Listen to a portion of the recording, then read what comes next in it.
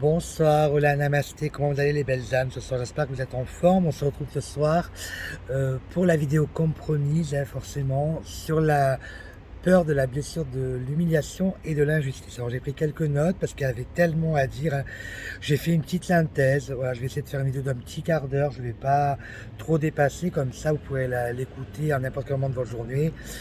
Puis des vidéos trop longues au bout d'un moment, et ben, c'est compliqué à suivre d'un seul trait. Et parfois, quand on reprend, quand on s'arrête, on ne sait plus trop ce qu'on a dit avant. Donc, du coup, c'est plus simple pour vous.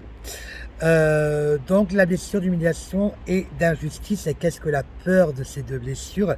Alors, dans les parcours sacrés, elles doivent être obligatoirement travaillées. Elles arrivent dans la 4e, 5e position en fonction de votre polarité. Je laisse aller voir ma vidéo où j'en parle, qui est un ordre précis pour chaque polarité. Mais pas que. La plupart des êtres humains sur cette planète ont été victimes, j'ai envie d'employer le mot victime, parce qu'on est victime de ces blessures malheureusement par des gens très très malsaines dans ce monde, de ces blessures. Voilà, donc l'humiliation et l'injustice. Alors, beaucoup de personnes en sont porteurs de manière consciente ou inconsciente, hein. Je vous laisse aller revoir ou lire le livre de Lise Bourbeau, hein, qui approfondit davantage ces deux blessures desquelles je vais parler dans cette vidéo. Donc, dans un parcours sacré, comme je le disais, elles sont à la 4e, 5e place en fonction de votre polarité. On va commencer par qu'est-ce que la peur de la blessure d'humiliation? Alors, celui ou celle qui a la peur viscérale de la blessure d'humiliation, hein, a peur de se faire humilier ou de se sentir humilié. Il va donc développer le masque du masochiste. Elle porte atteinte à la dignité de la personne et à son amour-propre. La personne, souvent, c'est dans son enfance que ça se passe. Ok, cette blessure lui est infligée, alors soit de la part de ses parents, bien évidemment, ou soit d'un membre de sa sphère intérieure, en tout cas de la personne proche de lui. Donc elle s'est sentie humiliée, rabaissée, dénigrée, sale et honteuse. Donc ça peut être aussi dans le cadre du milieu scolaire, hein, par un élève ou par un enseignant. Il n'y a pas que des enseignants qui sont bienveillants, j'ai envie de vous dire. C'est déplorable, mais ça existe, c'est une réalité de terrain. Ok.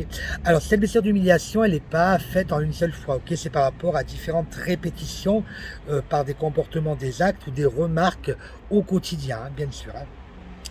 Elles peuvent être aussi infligées du coup par le cadre scolaire. Alors, cette blessure d'humiliation, hein, elle introduit forcément chez la personne qui en est porteur ou porteuse une perte de confiance en soi, d'estime de soi et d'amour propre.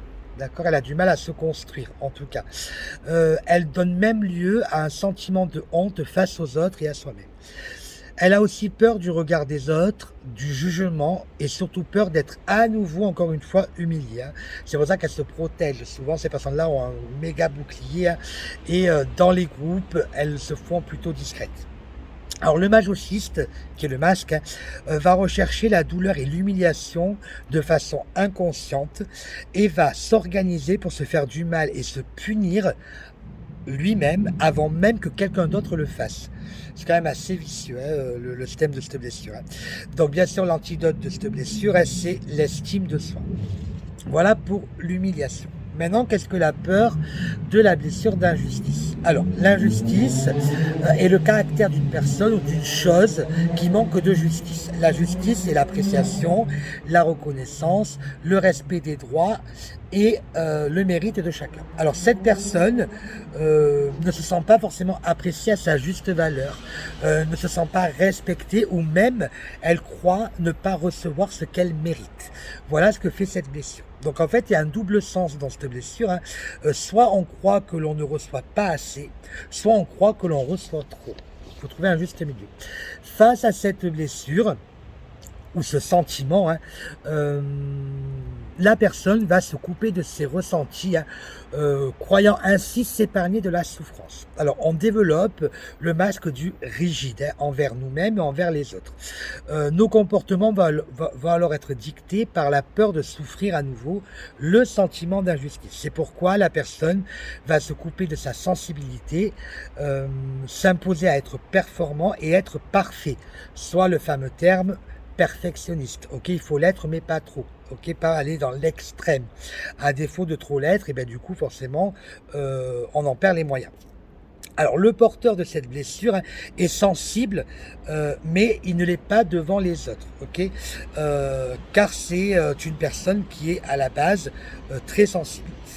Il va donc avoir sur lui-même des exigences, hein, et du contrôle. Il développe la peur de se tromper, hein, il ne s'autorisera pas forcément le droit à l'erreur, des difficultés de reconnaissance et il aura du mal à poser ses limites. Il sera optimiste quand même car il veut toujours se montrer positif et pas montrer qu'il est porteur de cette blessure. Il aura des difficultés à recevoir, à se laisser aimer et à montrer son amour, hein. Sa plus grande peur, c'est finalement la froideur. Il fera tout pour se montrer chaleureux, hein. Il se coupera de ses ressentis et sa sensibilité pour ne pas montrer sa vulnérabilité. Ok, sauf que quand on a cette blessure-là, et ben, pour s'ouvrir à l'autre, il faut se montrer parfois un peu plus vulnérable. Donc, l'antidote de cette blessure, c'est vraiment la flexibilité et l'adaptation. Voilà pour ces deux blessures, une vidéo assez courte, mais on est allé droit au but et j'espère qu'elle vous a permis de prendre conscience des différents points pour pouvoir cerner si oui ou non vous êtes porteur de l'une de ces deux blessures. Je vous conseille d'aller voir la vidéo d'avant qui était sur la blessure de trahison, abandon et rejet. Voilà les belles âmes, je vous embrasse, je vous dis que la victoire est au bout du parcours, du chemin, à condition qu'on s'en donne les moyens. Bisous, bisous.